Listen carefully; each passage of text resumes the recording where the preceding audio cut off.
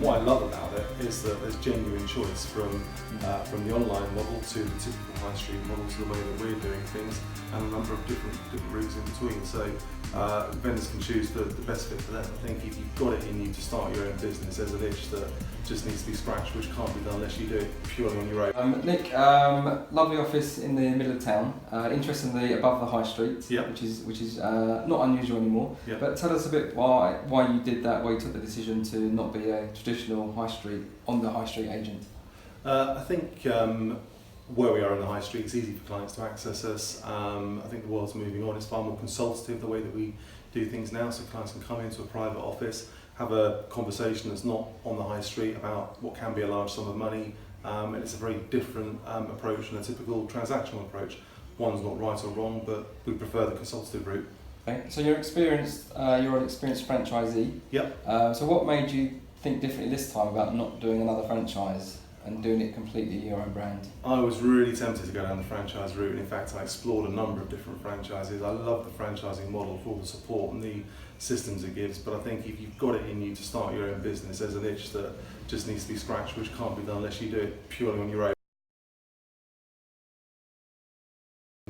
I guess sort of a referral on a word of mouth basis, so all of the business that we've had so far has come from that route. We're not doing lots of external advertising.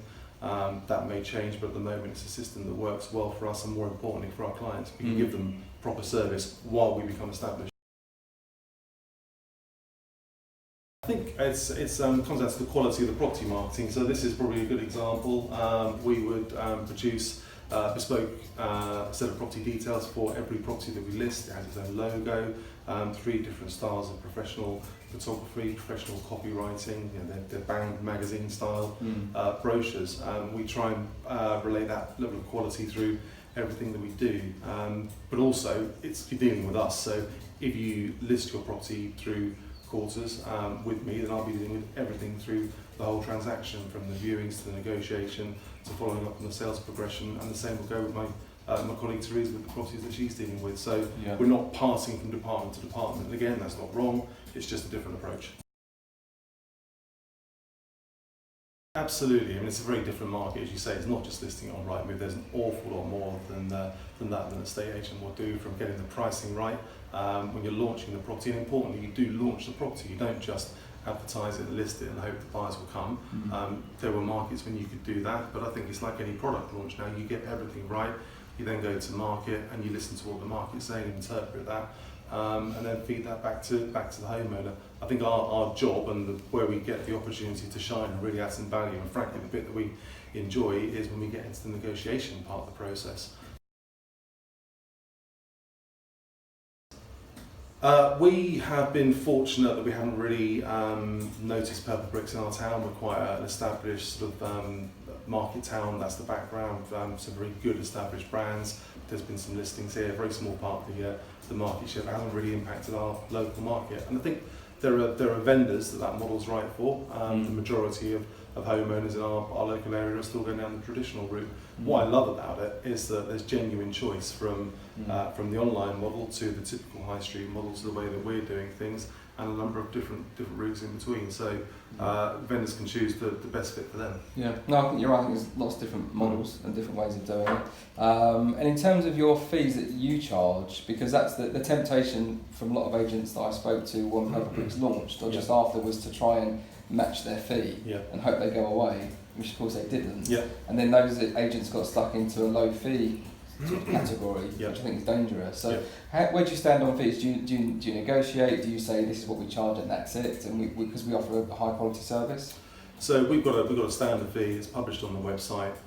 It's the same rate for all of our clients. We're not competing with the low cost online model. So and as I say, that's got its place. It's a very different level of property marketing. We can't provide the level of marketing and service that we would want to provide, and we think a vendor would benefit from for the type of fee that an online Purplebricks type model could apply. But equally, what we'll do is when that negotiation comes in, or the offer comes in, we'll negotiate that to make sure that we've justified our fee.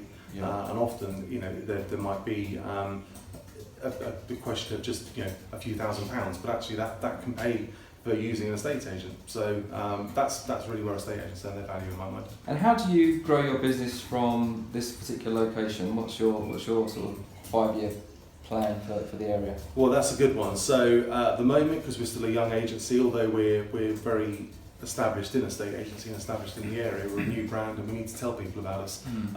So partly through this video, so thank you for that, Graham.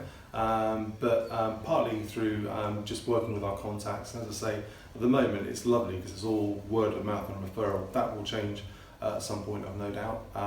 But that's how we grow. We do a lot of stuff digitally as well. So we're active on social media. People can find us on Facebook's the main one, but we're active on Instagram and Twitter and LinkedIn.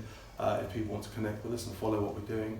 We have a regular blog on our website where we're giving people, hopefully, useful and interesting content. So we're trying to put good value out there in the marketplace. Hope it resonates and let people know that we're here. I think social media is a really interesting one because people of a certain genre, myself included, I was born in the 70s, so the internet wasn't a thing.